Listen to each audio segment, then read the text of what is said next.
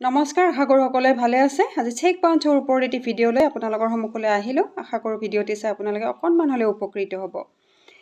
Cheque bounce এটি মূল সমস্যা আইনৰ ক্ষেত্ৰত, সেয়া আজি আলোচনা কৰিম। চেক বাউন্স কি হয়, কেনেদৰে হয়, চেক বাউন্স হ'লে আপোনালোকে কি কৰিব।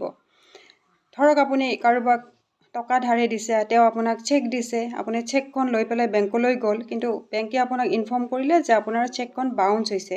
চেক বাউন্স কেনেদৰে হয়?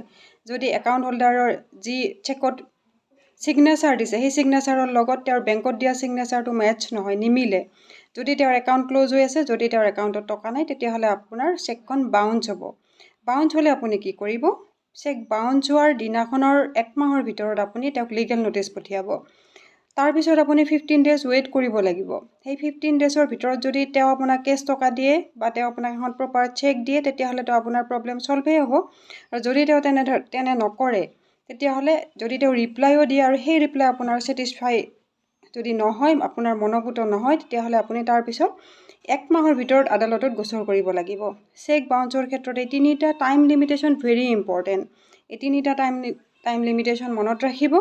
15 ডেজ ৱেইট কৰিব। 15 ডেজৰ আগতে যদি আদালতত গোচৰ কৰি দিয়ে, তেতিয়াহ'লে আপুনি যদি তেওঁক টকাও দিছে, আপোনাৰ যদি চেকো বাউন্স হৈছে, আপোনাৰ কেছ আদালতত ডিছমিছ হ'ব। সুপ্ৰিম কোৰ্টৰ এটা ৰিচেণ্ট জাজমেণ্ট আছে।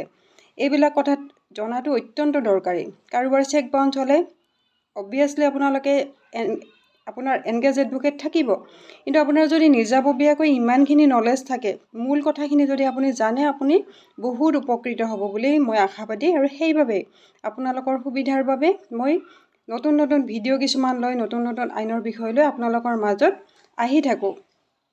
যদি মোৰ আইনৰ ইনফৰমেশ্যনবিলাক আপোনালোকৰ ভাল লাগে, মোৰ ভিডিঅ'টি লাইক কৰিব, মোৰ পেজটি ফ'ল' কৰিব, লাইক কৰিব, কমেণ্ট কৰিব, মষ্ট ইম্পৰ্টেণ্ট শ্বেয়াৰ এইকাৰণে কৰিব। এইবোৰ কথা প্ৰত্যেকজন মানুহে জনাটো অত্যন্ত দৰকাৰী, কাৰণ চেক বাউন্স বিভিন্নজনৰ হয়। গতিকে নিজাববীয়াকৈ জ্ঞান থাকিলে বিভিন্ন ক্ষেত্ৰত